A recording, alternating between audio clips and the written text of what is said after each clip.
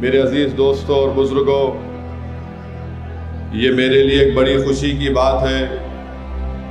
کہ مجلس اتحاد المسلمین کے احیاء کے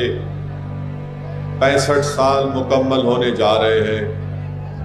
2 مارچ 1957 میں مجلس اتحاد المسلمین کو عبدالواحد اویسی نے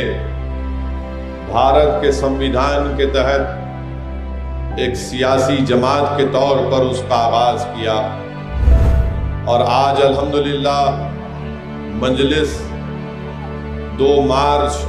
2023 کو اپنے سیاسی سفر کے 65 سال انشاءاللہ مکمل کرنے جا رہی ہے۔ 65 سال پہلے مجلس اتحاد المسلمین کے پاس کچھ بھی نہیں تھا۔ مجلس اتحاد المسلمین کے پاس نہ کوئی رکن اسمبلی تھا، نہ کوئی رکن بلدیہ تھا، مجلس کے پاس اس کا دفتر بھی نہیں تھا، مگر عبدالواحد اویسی نے مجلس اتحاد المسلمین کی بنیاد ڈالی اور آزاد ہندوستان میں عوام کے درمیان میں جا کر یہ کہا کہ اگر ہم بھارت کے آئین اور سمویدھان کے تحت اپنے حقوق کو حاصل کرنا چاہتے ہیں تو ہم کو اور آپ کو ایک سیاسی طاقت بننا پڑے گا۔ میرے عزیز دوستوں اور بزرگوں، جو ہمارے بزرگوں نے 65 سال پہلے جس جد و جہد کا آغاز کیا، مصائب اور مشکلات کا سامنا کرنا پڑا۔ عبدالواحد اویسی کو 11 مہینے جیل کی صحبتیں برداشت کرنی پڑی، تکالیف اور حکومت کے ظلم کا سامنا کرنا پڑا، بلکہ ایک ایسا وقت عبدالواحد اویسی کے گھر پر بھی آیا کہ پینے کا پانی بند کر دیا گیا تھا، بینک کے اکاؤنٹس فریز کر دیے گئے تھے، اور لوگ عبدالواحد اویسی کے گھر کو جانے کے لیے ڈرتے تھے۔ 65 سال پہلے جب عبدالواحد اویسی نے مجلس اتحاد المسلمین کے جلسوں کا آغاز کیا تو مجلس اتحاد المسلمین کے جلسوں میں آج جو ہزاروں کی تعداد میں آپ لوگ موجود ہیں، ان جلسوں میں صرف 2 یا 4 لوگ آتے تھے۔ جس طرح آج اتنا بڑا منچ بنایا گیا ہے، 65 سال پہلے مجلس کا منچ نہیں بنتا تھا۔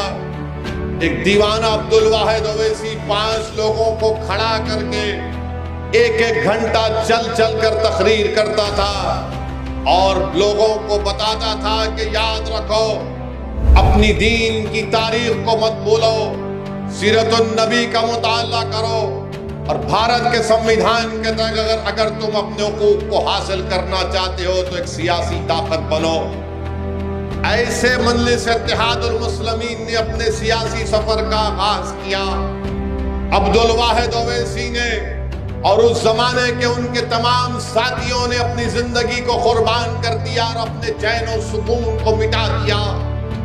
ظالم حکومت سے پنجہ آزمائی کی، حکومت نے ان کو دبانے کی کوشش کی، مگر ہمارے بزرگوں نے حکومت کی طاقت اور ان کے ظلم کے سامنے اپنے سروں کو نہیں جھکایا، بلکہ اپنے سینوں کو تان کر کہا کہ ہم یہ جو لڑائی لڑ رہے ہیں اس لیے لڑ رہے ہیں کہ ہم جانتے ہیں کہ ملک کو آزادی ضرور مل گئی، یہ ملک یقیناً ترقی کے راستے پر گامزن ہوگا، مگر جو سب سے کمزور آج ہے وہ مسلمان اور دلت ہیں۔ اگر اس کو طاقت ملنا ہے تو اس کو اپنی سیاسی قیادت بنانا پڑے گا۔ میرے عزیز دوستوں اور بزرگوں، آج مجلس اتحاد المسلمین کے پاس 2 MP ہیں، 7 رکن اسمبلی تلنگانہ میں ہیں، 2 مہاراشٹرا میں ہیں، 1 بہار میں ہے، 100 سے زیادہ اراکین بلدیہ مہاراشٹرا میں ہیں، گجرات میں اراکین بلدیہ، مدھیہ پردیش میں اراکین بلدیہ، کرناٹکا میں اراکین بلدیہ، اتر پردیش میں مجلس کے اراکین بلدیہ۔ اگر 65 سال پہلے اگر ہمارے بزرگوں نے اس ایثار اور قربانی کا جذبہ نہیں دیا ہوتا تو آج اسد الدین اویسی تمہارے درمیان میں کھڑے ہو کر تقریر بھی نہیں کرتا۔ اگر ہمارے بزرگوں نے محنت کی، قربانی کی، تو آج اسد الدین اویسی تمہارے درمیان میں کھڑا ہو کر تمہارے دلوں میں چھپے ہوئی تکلیف کو بے خوف ہو کر بیان کرتا ہے۔ میرے عزیز دوستوں اور بزرگوں، اسی لیے نوجوانوں جو آج تم اتنی بڑی تعداد میں آج یہاں پر کھڑے ہو، نوجوانوں تم کو میں پیغام دے رہا ہوں، یہ لڑائی اگر آج اسد الدین اویسی، امتیاز جلیل، سیف پٹھان، وارث پٹھان، فیاض خان اور اگر اختر الایمان مجلس کے ذمہ داران لڑ رہے تو نوجوانوں سنو، یہ تمہاری لڑائی ہم لڑ رہے ہیں۔ اگر میری آواز معصوم اسکول کے بچوں کو پہنچ رہی ہے تو سنو میرے بیٹے اور بیٹیوں، یہ لڑائی مجلس تمہارے مستقبل کے لیے لڑ رہی ہے۔ ہم نے اپنی جوانی کے راستے ہمارے ختم ہو گئے، اب ہم موت کے قریب جا رہے ہیں، مگر ہم اپنی زمین میں جانے سے پہلے اپنی آنکھوں کو بند ہونے سے پہلے دیکھنا چاہتی ہے کہ بھارت کی ہر ریاست میں مجلس اتحاد المسلمین کا رکن اسمبلی اور رکن پارلیمان منتخب ہو کر جائے۔ ہماری زندگی کا مقصد یہ کی ہے ہمارے بچوں اور بیٹیوں، میرے نغیور نوجوانوں، ہماری لڑائی یہ کی ہے کہ جب تم زندگی اصل زندگی میں قدم رکھو گے تو تم ان ناانصافیوں کا سامنا نہیں کرو گے، بلکہ تم کو عزت کی نگاہوں سے تمہارے تمام جائز مطالبات تم کو ملیں گے۔ یہ لڑائی مجلس لڑ رہی ہے۔ اگر 65 سال پہلے ہمارے بزرگ